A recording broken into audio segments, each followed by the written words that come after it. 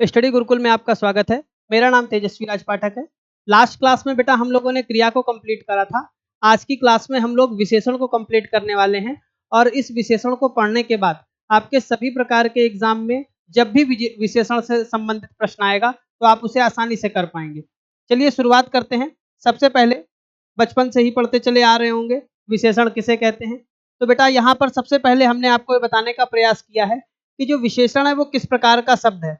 तो जब हमने शुरुआत करी थी बेटा तब हमने बताया था संज्ञा, संज्ञा के बाद सर्वनाम, सर्वनाम के बाद क्रिया और फिर क्या बताया था विशेषण। ये चारों जो हैं वो विकारी शब्द के अंतर्गत आते हैं जो कि हम लोगों ने शब्द में पहले ही पढ़ रखा था। तो लिखा है बेटा विशेषण एक प्रकार का कैसा शब्द है बेटा, विकारी शब्द होता है। अब विशेषण की परिभाषा देख लेते हैं। जो शब्द संज्ञा और सर्वनाम की क्या बताते हैं, विशेषता बताते हैं, ऐसे शब्दों को हम लोग क्या कहते हैं, विशेषण कहते हैं। तो परिभाषा यहाँ से क्या बनी है, जो शब्द संज्ञा और सर्वनाम की विशेषता बताते हैं ऐसे शब्दों को हम लोग क्या कहते हैं, विशेषण कहते हैं। चलिए उदाहरण देख लेते हैं। इसका उदाहरण देख लेते हैं, जैसे पक्षी या फिर देख लेते हैं राम, राम बुद्धिमान है। राम क्या है बेटा, बुद्धिमान है। ये एक आपके सामने वाक्य लिखा है, राम बुद्धिमान है। तो राम यहाँ पर क्या है बेटा, संज्ञा। राम क्या है बेटा, संज्ञा। और राम की विशेषता क्या है, तो राम की विशेषता है बुद्धिमानी, जो उसके पास है, जो औरों के पास नहीं है। तो राम के अंदर क्या विशेषता है, बुद्धिमान होने की विशेषता है। तो ये जो बुद्धिमान है ये क्या कहलाएगा बेटा, विशेषण कहलाएगा। क्या कहलाएगा, विशेषण कहलाएगा। हमने क्या बताया, जो शब्द संज्ञा और सर्वनाम की विशेषता बताते हैं ऐसे शब्द क्या कहलाते हैं, विशेषण कहलाते हैं। यहाँ पर राम क्या थी बेटा, संज्ञा। संज्ञा की विशेषता क्या है, राम की विशेषता क्या है, वह बुद्धिमान है। तो बुद्धिमान क्या हो गया बेटा, यहाँ पर विशेषण हो गया। जैसे एक और देख लें, ये तो संज्ञा का देखा, आप सर्वनाम का देख लें। वह सुंदर है, वह सुंदर है। तो बेटा यहाँ पर वह आपको लिखा दिख रहा है जो कि क्या है बेटा, सर्वनाम है। सुंदर बेटा वह की विशेषता है। तो ये जो विशेषता है इसे हम लोग क्या कहेंगे, सुंदर को विशेषण कहेंगे। क्या कहेंगे बेटा, विशेषण। तो यहाँ पर हम लोगों ने दो चीजें देखी, एक राम था, राम की विशेषता क्या थी, वो बुद्धिमान था। तो बेटा ये जो शब्द है जो राम की विशेषता बताने का काम कर रहा है उसे हम लोगों ने क्या कह दिया, विशेषण कह दिया। क्या कह दिया बेटा, विशेषण। ठीक उसी प्रकार वह क्या है बेटा, वह सुंदर है। जो वह सुंदर है तो वह की विशेषता क्या है, सुंदरता उसकी विशेषता है। तो जो सुंदर है वो क्या हो गया बेटा, विशेषण हो गया। तो सबसे पहले देखा विशेषण। विशेषण एक प्रकार का विकारी शब्द होता है। कैसा शब्द होता है, विकारी शब्द होता है। फिर दूसरा पॉइंट क्या देखा, जो शब्द संज्ञा और सर्वनाम की विशेषता बताते हैं, जो शब्द संज्ञा और सर्वनाम की विशेषता बताते हैं क्या कहलाते हैं, विशेषण कहलाते हैं। अगला पॉइंट क्या लिखा है, जैसे लड़का, लड़के की विशेषता क्या है बेटा, अच्छा होना विशेषता है। तो बेटा यहाँ पर जो अच्छा है वो विशेषण है और जो लड़का है बेटा वो क्या है, संज्ञा है। अगला देख लेते हैं, नीली गाय। बेटा गाय की विशेषता कैसी है, कि वो नीली है बेटा। कैसी है बेटा, नीली।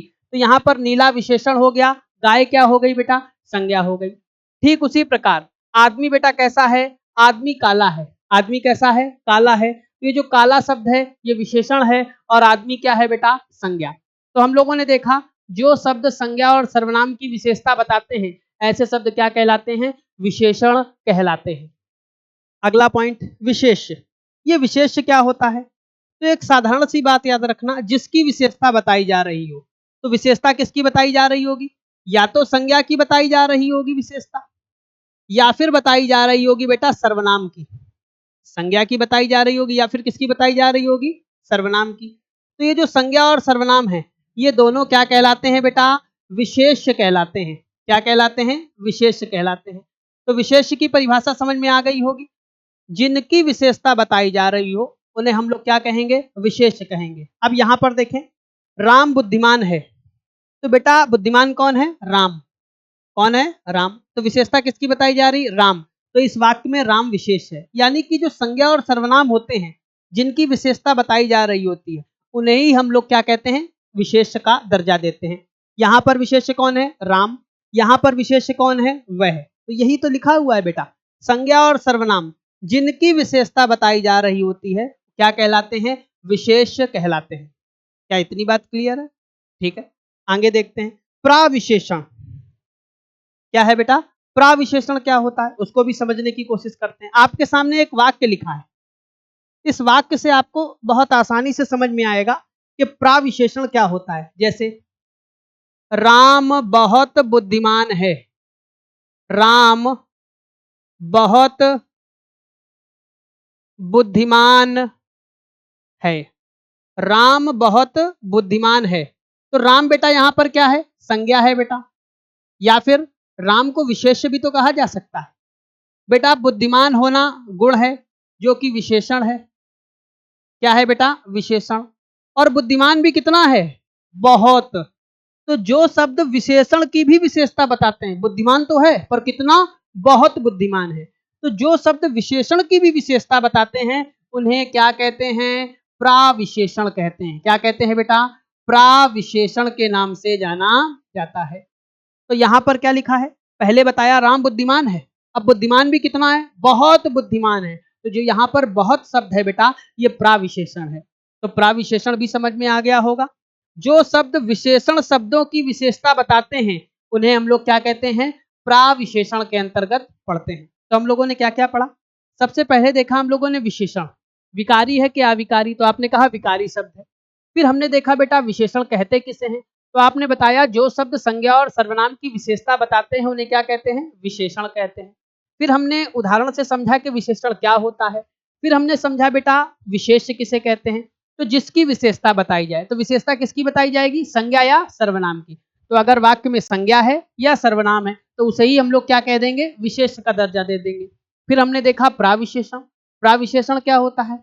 जो शब्द विशेषण की भी विशेषता बताते हैं उन्हें क्या कहते हैं? प्राविशेषण। जैसे यहां पर वाक्य में बहुत क्या है बेटा? प्राविशेषण के अंतर्गत आएगा। क्या आपको इतनी बात क्लियर है? बहुत अच्छे से पढ़ते चलिएगा, बहुत ध्यान लगाकर पढ़ने की जरूरत है बेटा आज के समय में। अगर आप ध्यान से नहीं पढ़ेंगे तो बड़ी समस्याएं आएंगी। जीवन जो आगे है बड़ी कठिन डगर सी प्रतीत होगी आपको। बहुत आसान है एक कमरे के कोने में 6-7-8 घंटे बैठकर पढ़ना। अगर ये अभी आपको कठिन लग रहा है तो आने वाले समय में आप ये बात मान लें कि आप कहीं पर 12-14 घंटे की जब नौकरी करेंगे ना तब आपको समझ में आएगा कि पढ़ना कितना आसान था। तो मेरी राय तो यही है कि एक कोना पकड़ लें, कूलर पंखे एसी में आराम से बैठकर पढ़ाई करें। और नहीं आने वाला समय कितना खराब होने वाला है ये आप खुद समझेंगे। आप अपने भविष्य के मालिक स्वयं हैं। चलिए अब हम लोग देखते हैं बेटा विशेषण का वर्गीकरण। विशेषण का वर्गीकरण क्या देखते हैं बेटा? विशेषण का वर्गीकरण। बहुत ध्यान से पढ़िएगा एक एक टॉपिक को और इसके बाद प्रीवियस ईयर बेटा क्वेश्चन जरूर लगाइएगा ताकि आपको समझ में आ जाए कि आपकी स्थिति कैसी चल रही है। चलिए देखते हैं विशेषण का वर्गीकरण। क्या देखते हैं? विशेषण का वर्गीकरण। चलिए विशेषण का वर्गीकरण। विशेषण का क्या देखने वाले हैं बच्चा? वर्गीकरण देखने वाले हैं। विशेषण का विभाजन देखने वाले हैं। सबसे पहले विशेषण को हम लोग 3 आधारों पर विभाजित करेंगे। कितने आधारों पर बेटा? 3 आधारों पर विशेषण को हम लोग विभाजित करने वाले हैं। बहुत ध्यान से देखिएगा बेटा। सबसे पहला आएगा विशेषण के भेद। क्या आएगा बेटा? विशेषण के भेद। भेद को बेटा हम लोग विशेषण के प्रकार भी कह सकते हैं। क्या कह सकते हैं? प्रकार। या तो आप भेद कह लें और या तो आप विशेषण के क्या कह लें? प्रकार। भेद कह लें या फिर कह लें बेटा प्रकार। ठीक है बेटा। दूसरा जो हम लोग देखने वाले हैं प्रयोग के आधार पर विशेषण के भेद। प्रयोग के आधार पर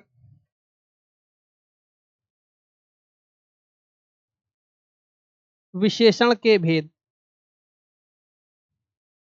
और तीसरा हम लोग देखने वाले हैं बेटा विशेषण की अवस्थाएं। विशेषण की अवस्था। क्या देखने वाले हैं? विशेषण की अवस्था। तो हम इन 3 चीजों को बेटा इसके अंतर्गत पढ़ने वाले हैं। सबसे पहला क्या देखने वाले हैं? सबसे पहला देखने वाले हैं विशेषण के भेद। दूसरा क्या देखने वाले हैं? प्रयोग के आधार पर विशेषण के भेद। और तीसरा क्या देखने वाले हैं, विशेषण के प्रकार। चलिए एक एक करके देखते हैं। सबसे पहले विशेषण के भेद देखेंगे तो विशेषण के 4 भेद होते हैं। कितने भेद होते हैं बेटा, 4 भेद होते हैं। सबसे पहला आएगा गुणवाचक विशेषण। कौन सा आएगा बेटा, गुणवाचक विशेषण। फिर से बोलिए बेटा, गुणवाचक विशेषण। दूसरा आएगा बेटा संख्यावाचक विशेषण। कौन सा आएगा बेटा, संख्यावाचक विशेषण। जो विशेषण का दूसरा भेद होगा वो कौन सा होगा, संख्यावाचक विशेषण। तीसरा जो भेद आएगा बेटा वो होगा परिमाणवाचक विशेषण। कौन सा आएगा बेटा, परिमाणवाचक विशेषण। और जो चौथा और अंतिम भेद आएगा उसका नाम होगा बेटा सार्वनामिक विशेषण। सार्वनामिक विशेषण। ये विशेषण के प्रकार या भेदों की संख्या अगर हम लोग देखें तो कितनी है बेटा, 4 है। सबसे पहले गुणवाचक, दूसरा संख्या, तीसरा परिमाण और चौथा कौन सा है, सार्वनामिक विशेषण। अब प्रयोग के आधार पर अगर विशेषण के भेद देखें तो 2 प्रकार के भेद होते हैं बेटा। कितने प्रकार के, 2। पहला आएगा उद्देश्य विशेषण। उद्देश्य विशेषण, उद्देश्य विशेषण। और बेटा जो दूसरा क्रम आएगा उसे हम लोग कहेंगे विधेय विशेषण। पहला कौन सा विशेषण आएगा, उद्देश्य विशेषण, और दूसरे की बात करेंगे तो कौन सा आएगा, विधेय विशेषण। ये है बेटा प्रयोग के आधार पर विशेषण के भेद। अब हम लोग देखते हैं विशेषण की अवस्थाएं कितनी हैं। तो विशेषण की मुख्यतः 3 अवस्थाएं होती हैं। कितनी अवस्थाएं होती हैं, 3 अवस्थाएं। पहली आएगी मूलावस्था, मूलावस्था। दूसरी आएगी बेटा उत्तरावस्था, उत्तरावस्था। और अंतिम कौन सी आएगी बेटा, उत्तमावस्था। कौन सी अवस्था आएगी, उत्तमा अवस्था। तो ये था बेटा विशेषण का वर्गीकरण। तो हम लोगों ने सबसे पहले विशेषण का वर्गीकरण करा और विशेषण के वर्गीकरण में विशेषण के भेद या प्रकारों पर चर्चा करी। तो विशेषण के 4 प्रकार हम लोगों ने बेटा देखे। पहला गुणवाचक, दूसरा संख्यावाचक, तीसरा परिमाणवाचक और चौथा सार्वनामिक। वहीं पर प्रयोग के आधार पर जब हम लोगों ने विशेषण के भेदों को देखा तो प्रयोग के आधार पर 2 प्रकार के भेद थे, उद्देश्य विशेषण और विधेय विशेषण। और बेटा अंतिम है विशेषण की अवस्थाएं। तो विशेषण की कितनी अवस्थाएं हैं, 3। पहली कौन सी है बेटा, मूलावस्था। कौन सी अवस्था है, मूलावस्था। दूसरी कौन सी है बेटा, उत्तरावस्था। और तीसरी और अंतिम कौन सी है बेटा, उत्तमावस्था। तो ये विशेषण की कितनी अवस्थाएं देखी बेटा, 3 अवस्थाएं देखी। अब एक एक करके इनको पढ़ने वाले हैं। सबसे पहले विशेषण के भेदों पर चर्चा करें तो विशेषण के मुख्यतः कितने भेद होते हैं बेटा, 4 भेद होते हैं। कितने भेद होते हैं, 4। कौन कौन से 4 भेद हैं, सबसे पहला आएगा आपका गुणवाचक विशेषण। कौन सा आएगा बेटा, गुणवाचक। दूसरा कौन सा आएगा, संख्यावाचक विशेषण। तीसरा कौन सा आएगा बेटा, परिमाणवाचक विशेषण। और चौथा कौन सा आएगा बच्चा, सार्वनामिक विशेषण। तो ये विशेषण के कितने भेद हैं बेटा, 4 भेद हैं। सबसे पहला गुणवाचक, दूसरा संख्यावाचक, तीसरा बेटा परिमाणवाचक और चौथा कौन सा है, सार्वनामिक। आज की क्लास में हम इन्हीं 4 को पढ़ने वाले हैं। बची हुई अगली क्लास में बेटा इन 2 टॉपिक्स को कवर करेंगे और विशेषण से संबंधित सभी प्रकार के तथ्यों को पढ़ने का प्रयास करेंगे। तो चलिए देखते हैं। सबसे पहला है गुणवाचक विशेषण। कौन सा है बेटा, गुणवाचक विशेषण। गुणवाचक विशेषण कहेंगे किसे बेटा, तो जिन पदों से किसी भी संज्ञा, सर्वनाम, पद के गुण, दोष, अवस्था, दशा, आकार, प्रकार, रंग, रूप, समय, अच्छा, बुरा आदि गुणों का पता चले तो ऐसे क्या कहलाते हैं, गुणवाचक विशेषण कहलाते हैं। परेशान होने की बिल्कुल भी आवश्यकता नहीं है। 10 सेकंड में भी हम ये पहचानना बता देंगे आपको कि आप आसानी से विशेषण को कैसे पहचानें। अभी विधिवत तरीके से पढ़ते हैं, फिर वो तरीका भी बताया जाएगा कि आप मुश्किल से मुश्किल 10 से 15 सेकंड लेंगे और विशेषण को पहचान लेंगे। वो ट्रिक तभी समझ में आएगी जब आप एक बार इन चीजों को पढ़ लेंगे। एक बार आपको विधिवत तो पढ़ना ही पड़ेगा, इसका कोई दूसरा विकल्प नहीं है। तो गुणवाचक का मतलब क्या होता है, जो संज्ञा सर्वनाम के गुण, दशा का बोध कराते हैं वो क्या कहलाते हैं, गुणवाचक। गुणवाचक विशेषण के बेटा 6 भेद होते हैं। कितने भेद होते हैं, 6 भेद। कुछ किताबों में 7 भेदों पर चर्चा करी गई है। अलग अलग विद्वानों के अलग अलग मत हैं, लेकिन जो सबसे ज्यादा प्रचलित मत है कि गुणवाचक विशेषण के कितने भेद होते हैं, 6। तो गुणवाचक विशेषण बताएगा क्या, पहले उस पर चर्चा करते हैं। स्थान बताएगा, जैसे स्थान में देखें दायां, बायां, नीचे, ऊपर। तो गुणवाचक विशेषण का जो सबसे पहला भेद है वो है स्थान बोधक, स्थान को बताने का काम करेगा। दूसरा रंग बताएगा, नीला, काला, पीला, नीला, काला, पीला। तीसरा दशा बताएगा, भारी, हल्का, पतला, मोटा, ये दशा बताने का काम करेगा। चौथा अवस्था बताएगा, छोटा है, बड़ा है। फिर बेटा चौथा बताएगा पांचवा बताएगा काल, प्राचीन है, नवीन है, नया है, पुराना है, बहुत पुराना है। और अंतिम बताएगा आकार, आकार में कैसा है, लंबा है, चौड़ा है, गोल है, तिकोना है, त्रिभुजाकार है, षटमुखी है। ये क्या बताएगा, आकार। क्या बताएगा बेटा, आकार। तो गुणवाचक विशेषण क्या है, जो संज्ञा और सर्वनाम के, जो शब्द संज्ञा और सर्वनाम के स्थान, रंग, दशा, अवस्था, काल, आकार आदि का बोध कराते हैं, गुणवाचक विशेषण कहलाते हैं। उदाहरण से समझने की कोशिश करते हैं कि ये भैया कैसे हो रहा है। उदाहरण देखते हैं सबसे पहले, जैसे लिखा है राम, राम, राम। अगर इन्हीं में से हम लोग उदाहरण लें, इन्हीं में से कोई एक उदाहरण ले लें, राम दाएं है, राम दाएं है। किसी ने पूछा राम कहाँ है, तो कहा राम दाएं है, राम बाएं है। तो राम यहां पर क्या हो गया बेटा, संज्ञा हो गई, संज्ञा हो गई। अब कहा इसमें विशेषण बताओ, तो ये जो तुमको दाएं दिख रहा है बेटा, ये स्थान बोधक के अंतर्गत आएगा। देखो स्थान बताने का काम कर रहा है, राम कहाँ है, दाएं है। तो बेटा स्थान किसके अंतर्गत आता है, गुणवाचक। तो ये विशेषण हो गया। क्या हो गया, विशेषण।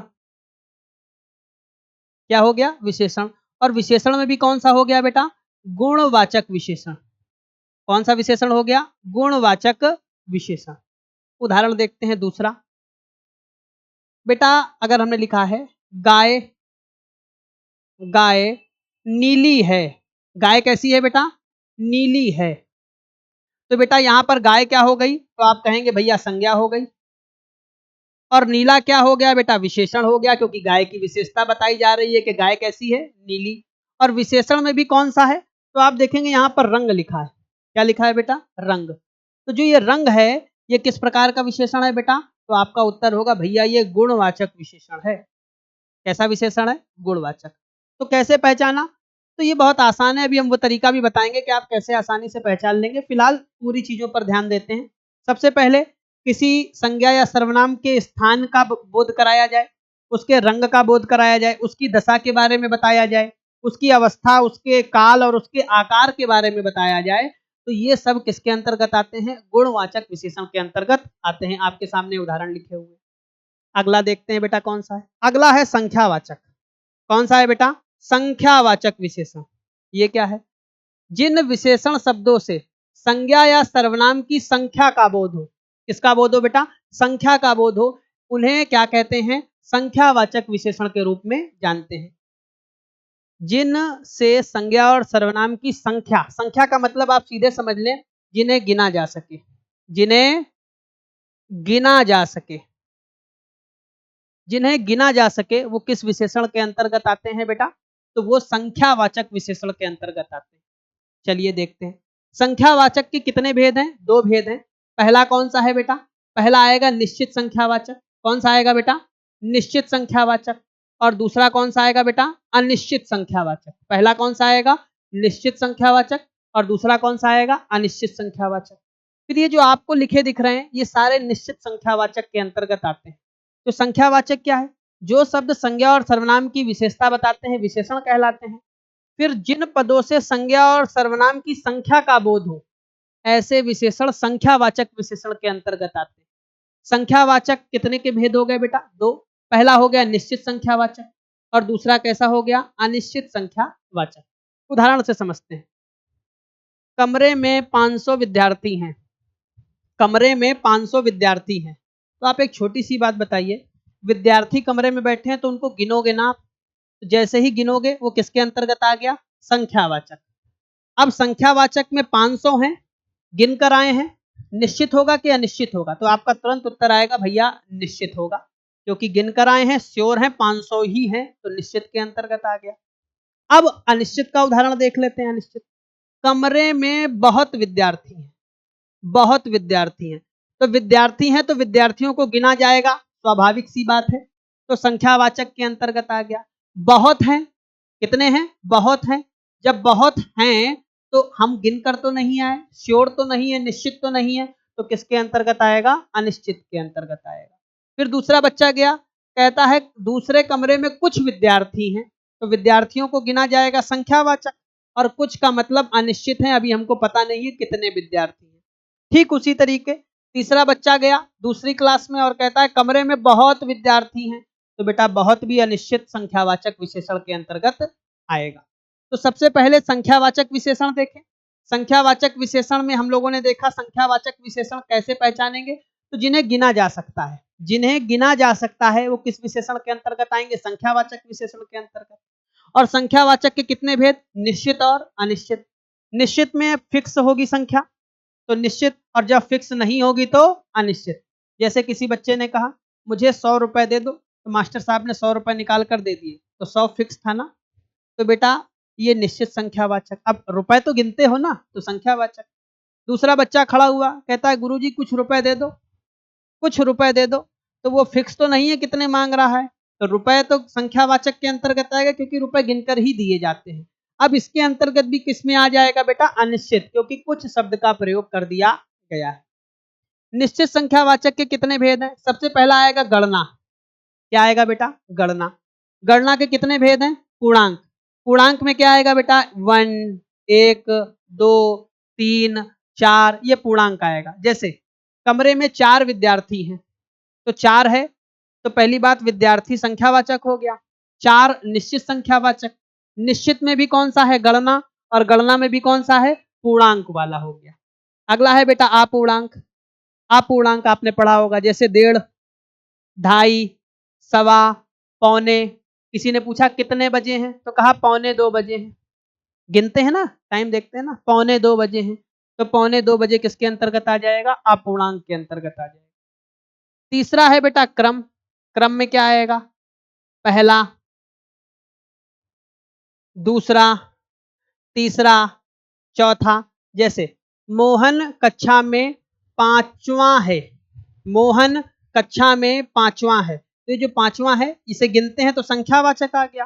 5वां जो क्लास में 5वां नंबर पर है वो कौन है बेटा? मोहन है, तो निश्चित हो गया, 5वां तो फिक्स हो गया, और निश्चित में भी कौन सा हो जाएगा बेटा? क्रमवाचक हो जाएगा। कौन सा हो जाएगा? क्रम। अगला है आवृत्ति।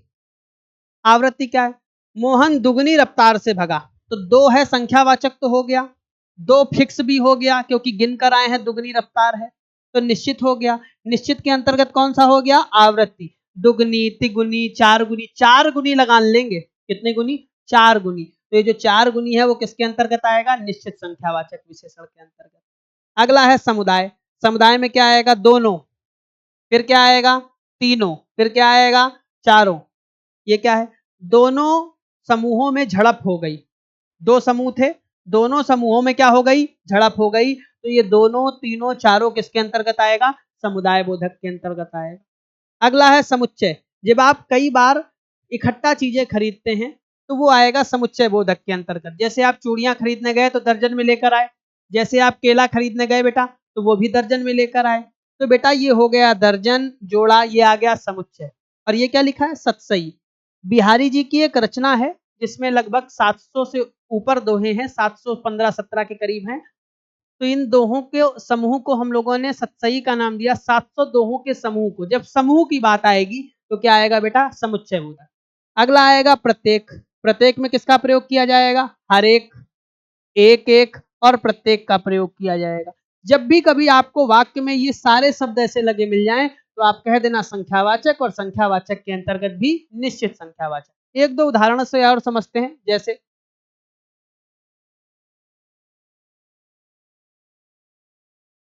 किताब में,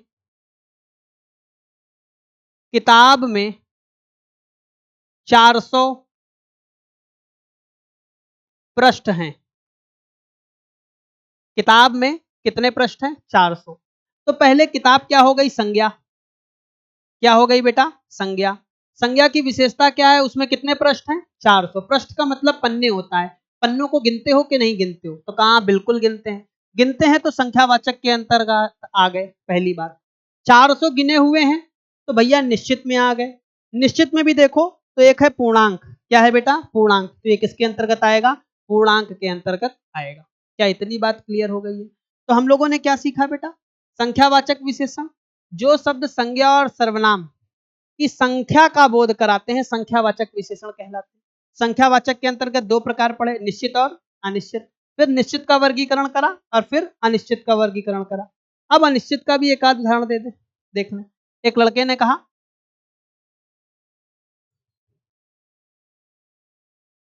मुझे कुछ रुपए दे दो, कुछ रुपए दे दो। क्या मांग रहा है? पहली बात रुपए। रुपए बताओ गिनकर देते हो कि नहीं देते? तो हमने आपको क्या बताया था, जिन्हें गिना जा सके वो किसके अंतर्गत आएगा? संख्यावाचक के अंतर्गत आएगा। तो रुपए संख्यावाचक हो गया। कितने दे दो? तो वो तो बताया ही नहीं, कह रहा है कुछ दे दो। अब कुछ का मतलब अनिश्चित, फिक्स नहीं है।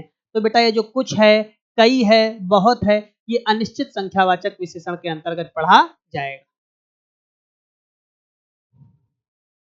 अगला क्या है बेटा? अगला है परिमाणवाचक। क्या है बेटा? परिमाणवाचक। इसको कैसे पहचानेंगे? तो साधारण सी बात, जैसे संख्यावाचक में हम लोगों ने बेटा देखा था गिनने वाली चीजें थी, वैसे ही परिमाणवाचक में नापतौल वाली चीजें होंगी, जिन्हें नापा जा सके या फिर जिन्हें तौला जा सके। जब भी नापतौल वाली बातें होंगी किस विशेषण के अंतर्गत आएगा? परिमाणवाचक विशेषण के अंतर्गत आएगा। जैसे मुझे 5 मीटर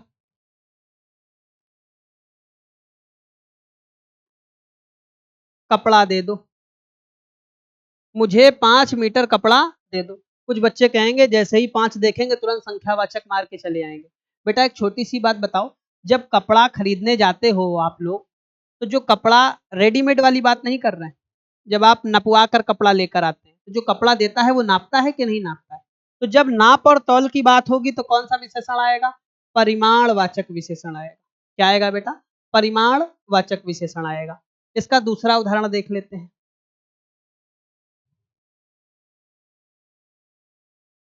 5 किलो आटा। कितना आटा लाना है बेटा? 5 किलो आटा लाने की बात हो रही है। तो आटा जब भी जाते हो तो नाप तौल के लाते हो कि नहीं लाते हो? हाँ बिल्कुल लाते हैं।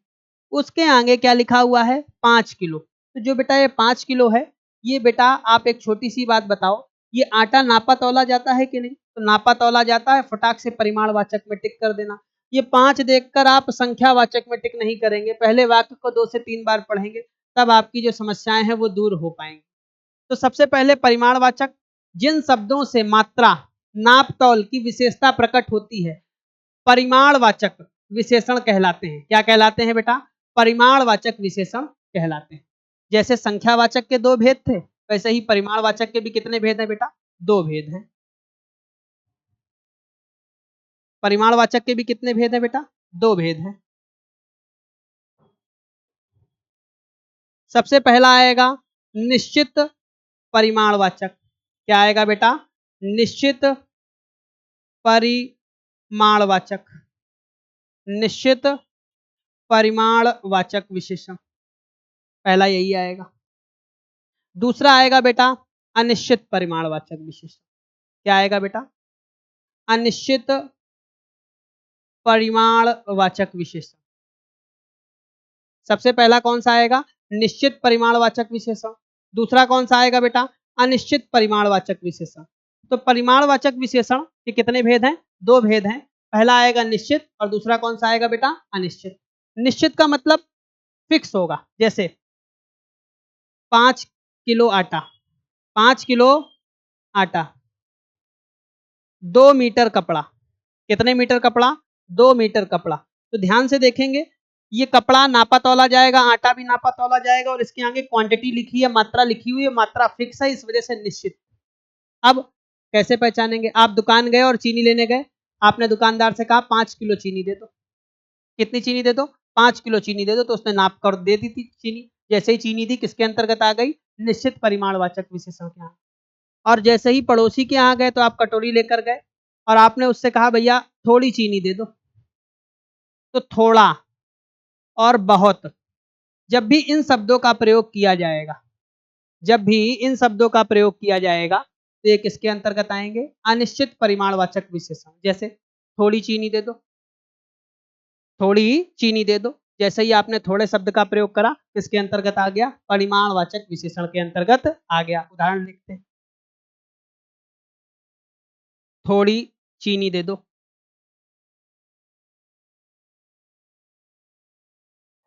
ठीक है। बहुत चीनी दे दो, ज्यादा चीनी दे दो। समझ में आ गई मेरी बात? तो हम लोगों ने सबसे पहले परिमाणवाचक, परिमाणवाचक में क्या आएगा बेटा? नापतौल। क्या आएगा बेटा? नापतौल। तो जब भी हम नापतौल वाली वस्तुओं की बात करेंगे परिमाणवाचक विशेषण के अंतर्गत पढ़ेंगे।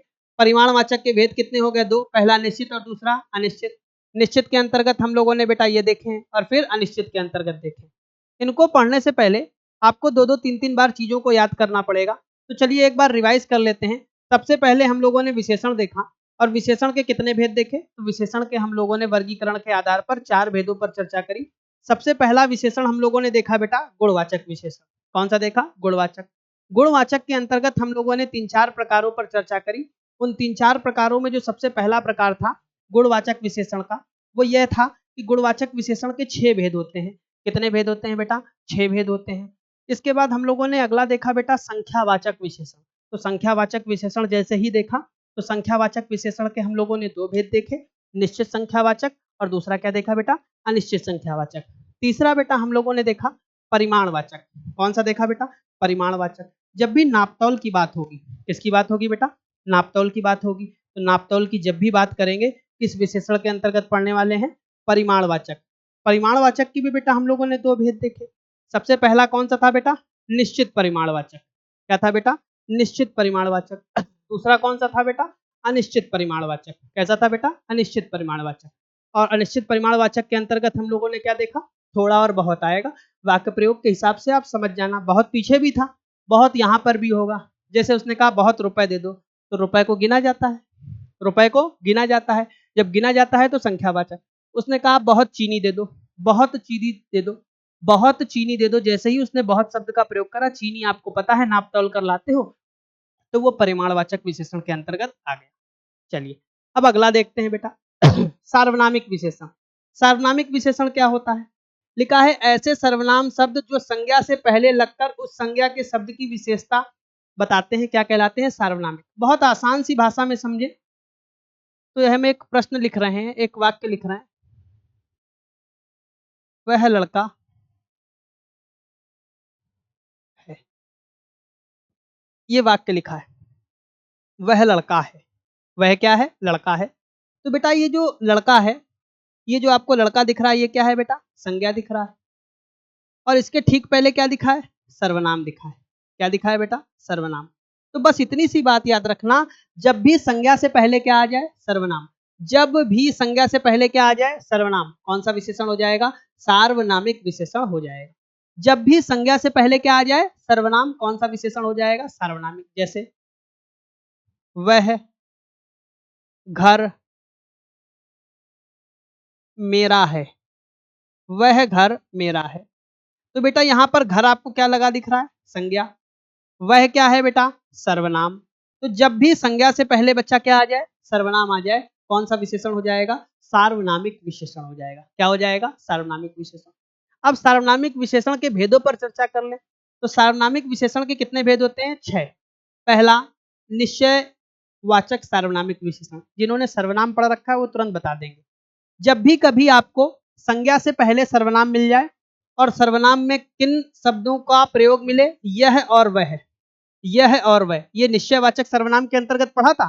तो जब भी निश्चयवाचक सर्वनाम आ जाए, संज्ञा से पहले कौन सा सर्वनाम आ जाए? निश्चयवाचक, तो वह निश्चयवाचक सार्वनामिक विशेषण हो जाएगा। जैसे वह लड़का है, वह घर है, वह मेरा भाई है। सॉरी ये नहीं होगा, वह भाई है, ये आप कह लीजिए वह भाई है। तो ये किसके अंतर्गत आएगा? निश्चयवाचक सार्वनामिक विशेषण। अगला है अनिश्चयवाचक। जैसे कोई लड़का, कोई लड़का, हमने बोल दिया कोई लड़का। और कुछ, जब भी आपको कोई और कुछ, कुछ लड़के, कुछ लड़के इधर आ जाओ। तो जब भी आपको अनिश्चयवाचक सर्वनाम, यहां पर अनिश्चयवाचक सर्वनाम जैसे कुछ लड़के, कोई लड़का, तो यहां पर जब भी कभी आपको अनिश्चयवाचक सर्वनाम मिल जाए, कौन सा विशेषण हो जाएगा? अनिश्चयवाचक सार्वनामिक विशेषण। फिर अगला है संबंध। संबंध में बहुत आसान है, जो और सो मिल जाए। क्या मिल जाए बेटा? जो और सो। जो लड़का आया हो खड़ा हो जाए, जो लड़का आया हो खड़ा हो जाए। तो जो जैसे ही लड़के के पहले, लड़के यानी संज्ञा के पहले सर्वनाम मिला जो, और जो कौन सा है? संबंधवाचक। इस वजह से संबंधवाचक सार्वनामिक विशेषण। अगला प्रश्नवाचक। क्या आएगा बेटा? प्रश्नवाचक। जैसे प्रश्नवाचक में हम लोगों ने क्या देखा था, क्यों देखा था, क्या देखा था, क्या देखा था, क्यों देखा? जैसे क्या मोहन आया है, क्या मोहन आया है, तो मोहन संज्ञा है और संज्ञा से पहले क्या आया है? क्या।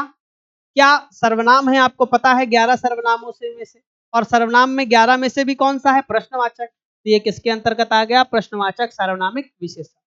अगला है मौलिक सार्वनामिक विशेषण। मौलिक का मतलब पहले ही पढ़ चुके हैं, जब 11 सर्वनाम आ जाएं। कौन सर्वनाम? कभी भी वाक्य की शुरुआत में सर्वनाम मिल जाए संज्ञा से पहले तो सार्वनामिक, और वो किसमें आ जाए? 11। मैं, तू, आप, यह, वह, जो, सो, कोई, कुछ, कौन, क्या। ये 11 सर्वनाम कभी भी संज्ञा से पहले मिल जाएं। कौन कौन से 11 सर्वनाम? सबसे पहला मैं, तू, आप, यह, वह, जो, सो, कोई, कुछ, कौन और क्या। जब भी संज्ञा से पहले आपको ये 11 सर्वनाम में कोई भी सर्वनाम मिल जाए तो आप कह देना भैया ये मौलिक सर्वनाम है। कैसे सर्वनाम है? मौलिक सर्वनाम है। अब अगला और अंतिम है यौगिक सर्वनाम। यौगिक सर्वनाम क्या होते हैं?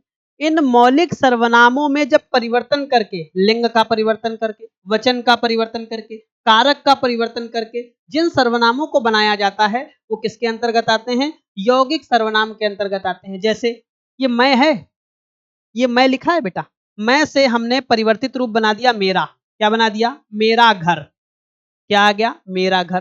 तो बेटा घर बताओ संज्ञा है कि नहीं? कहा बिल्कुल संज्ञा है। संज्ञा से पहले क्या आ गया? सर्वनाम आ गया, तो सार्वनामिक विशेषण हो गया।